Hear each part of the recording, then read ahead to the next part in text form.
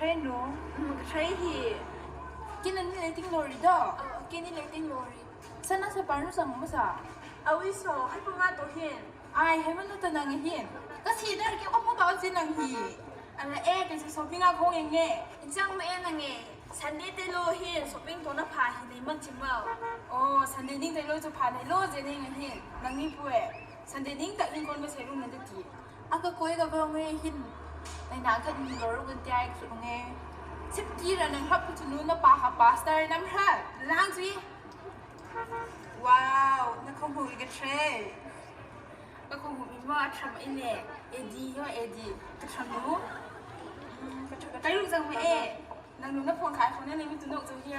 ก็มาดูมาอินเน่นางนี่มันมาตัวยา เซสนางหนุ่มนักคงมีอะไรเซนเป็นนกจังไหมอินเซนมาอินเนียจนไล่เสียดังฟิลาเนี่ยถือว่าฟิลามันแค่มันจังเลยจังไหมนางนี่นี่คนเป็นไม่ใช่ทำเงินเดียวสันเดนิ่งเฮียคัดนูฮิโน่มีปาวันผู้ปุยรังตีจูสดินิ่งแต่อาจารย์มันจะผ่านในบุ้งว่าตีมาฮิโน่มั้งหายคนมั้งสิโรเลสเรเน่จังไม่เอ็นไปบุ้งไปสิจูให้จัดมาให้มีมั้งจังคริสเตียนเน่คริสเตียนจังมั้ง yes นั่นนึกไปเห็นตัวเอ็มมันเอ็นเอ็นแต่บุ้งไปสิจ้ามาจูก็จูให้แต่ของมันก็ตานบ้าสิก็นึกไปเห็นบุ้งไม่นึกกันดีอันนี้อะไรครับก็จูก็ห้ามขับก็จูให้ที่ของสักไหมสิเปอร์อะยังมีแต่เนี่ยพวกการรีวิวแต่กันก็เฮ้ยชอบเป็ดสู้ก็ตรงที่ลมแบบนั้นไม่เคยได้รีวิวก็จังสิค่ะจังสู้กันอยู่บ้านเราคือจู่ๆเราเนี่ยอยากสิมาไอ้อยากสิอัสให้บ้านนั้นเถอะโยกัดทิ้งโยเล่นทักลาสิโยก็ไม่ปากกัดชิวsure อันนี้มุ่งด่านดีใจไปเลยมุ่งสาสิโยกังกัดที่มีไปนี่กินแล้วมุ่งสาสิโยไปดูให้มันห่างๆค่ะจุฬาสิ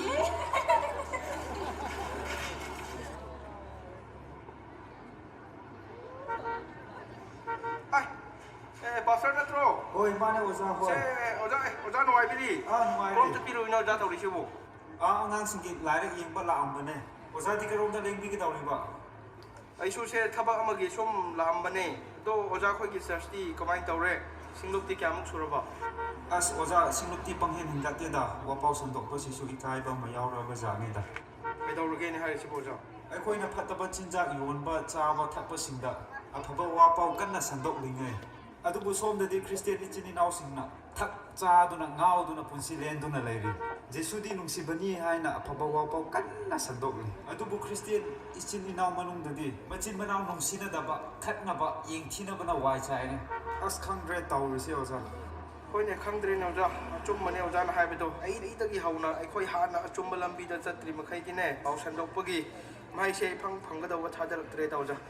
Mani oza masi ekoi Christian ama oibagi ithau dangne na hotna dabati ade ekoi Christian ama oina hotna ba tamne chum mane oza wari sun wari pung su then le lambi su polle bas tong tong na wari sana se oza cha se la oza oi cha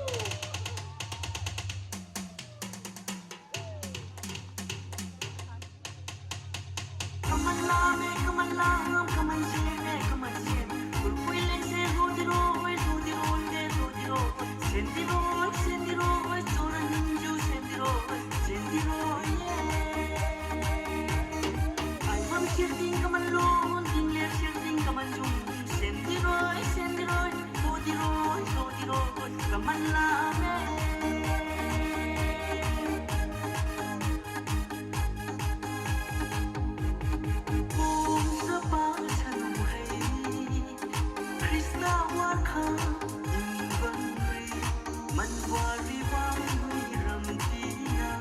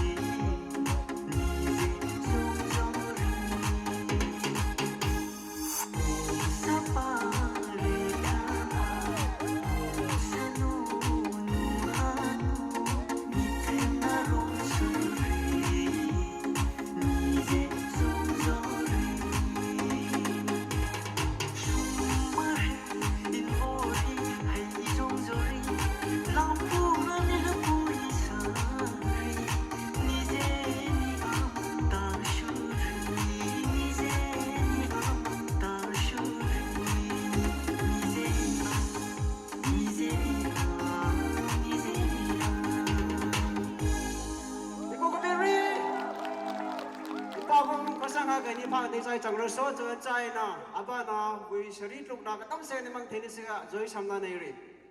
aba na pathian lu se ta pathian wang chan me sana ko vui seri lúc na sẽ trai na hi pathian na ve no ga aman chan ne ne kom nem sa kha chang ri happy week happy week happy week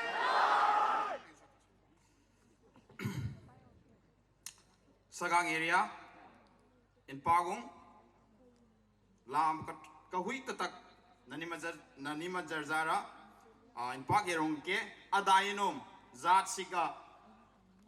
dar katoi tatek nan hai sia hinting nani lampi ungzara kan man pak choi pasi ai no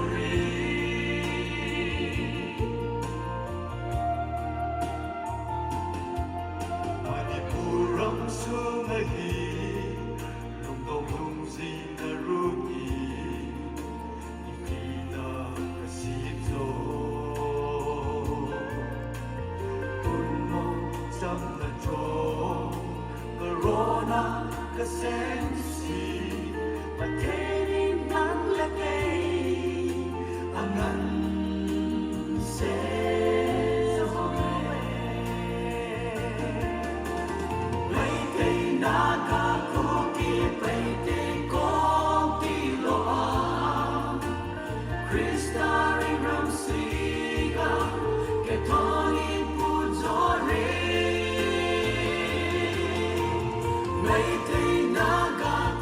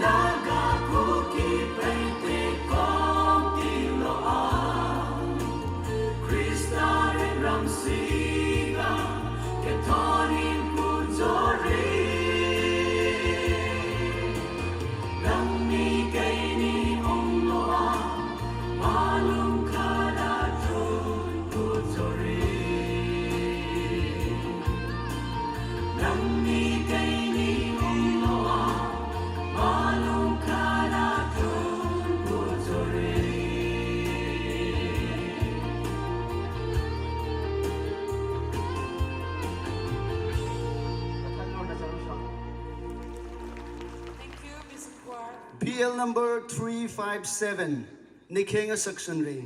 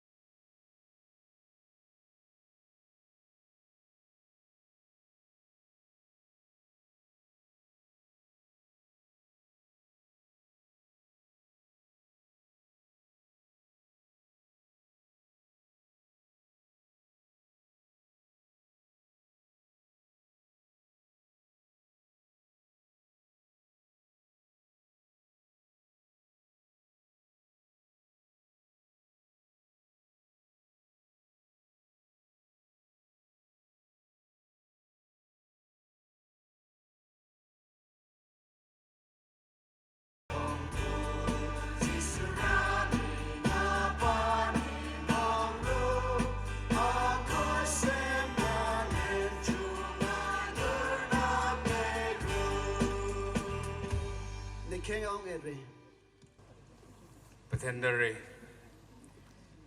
kan man pak chung nong che rong po veruk lukna